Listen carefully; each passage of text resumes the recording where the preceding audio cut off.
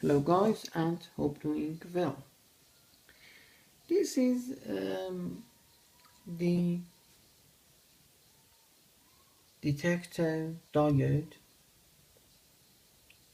till 1100 nanometer wavelength detector.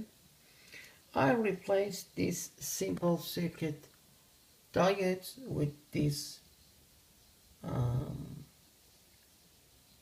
1100 nanometer detector, and it seems that working very well.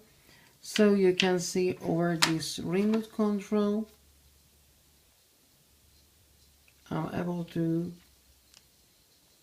exactly detect the wavelengths.